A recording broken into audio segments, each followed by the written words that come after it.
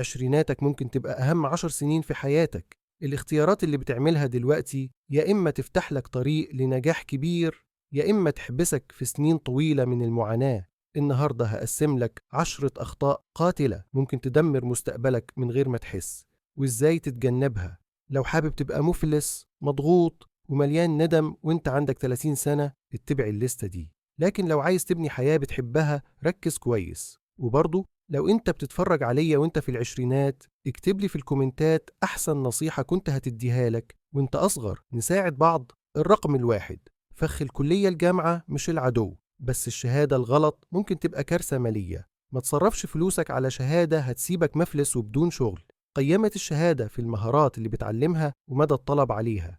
ثاني، تجاهل الفلوس. عشريناتك بتديك هدية مش هتتكرر. الوقت: استثمر بدري، عيش بأقل من دخلك، وسيب الفوائد المركبة تشتغل لصالحك. لو استنيت لحد التلاتينات هتفضل طول عمرك بتجري ورا الوقت. ثالثا، الجري وراء الاستهلاك. عربية غالية، هدوم ماركات، لو الحاجة دي لا هتكسبك فلوس ولا هتوفر لك وقت ولا هتساعدك بجد، بلاش منها. في البداية عندك تصريح تبقى موفر، استغله. رابعا، اختيار الراحة بدل المخاطرة. دي فرصتك تاخد قرارات كبيرة. افتح مشروع، غير مجال شغلك، سافر، جرب حاجات جديدة.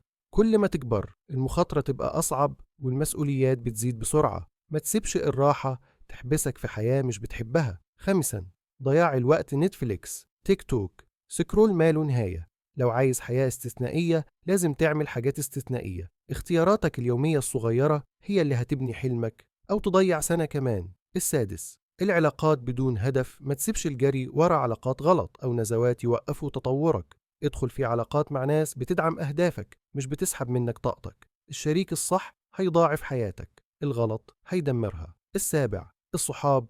الغلط انت متوسط الخمسة أشخاص اللي بتقضي معاهم أكتر وقت. الصحاب الكويسين بيرفعوك لفوق، الوحشين بيشدوك لتحت. ابني شبكة علاقات تلهمك وتفتح لك أبواب. 8، السهر والهيصة الزيادة. السهر والهيصة ممتعين دلوقتي، لكن في الغالب مجرد هروب. كترهم بيبوظ صحتك، بيفرغ جيبك وبيسرق وقتك. انبسط بس باعتدال. التاسع، الجري ورا الدوبامين السريع. قمار، فيب، شرب، محتوى للكبار طول اليوم. الحاجات دي بتبرمج مخك يطلب المتعة السريعة بدل التقدم الحقيقي. الاعتدال كويس، الإدمان سجن. 10، تجاهل صحتك. جسمك دلوقتي تحس إنه قوي لحد ما يخيب ظنك. أكل كويس، اتحرك كل يوم، نام كفاية. صحتك ما ينفعش تشتريها بعدين. عشريناتك هي الأساس. ابني صح، لو تجنبت الفخاخ دي وانت داخل على 30 هيبقى عندك فلوس أكتر، حرية أكتر، وحياة فعلا تحب تصحى لها. انت بقى هتزود ايه على الليستة دي؟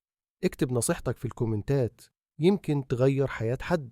لو حابب أعملهولك بصيغة أكتر شبابية ومليانة تعبيرات مصرية عامية زي اللي بنسمعها على السوشيال ميديا عشان تبقى مناسبة لفيديو يوتيوب، أقدر أظبطهولك. تحب أعمله؟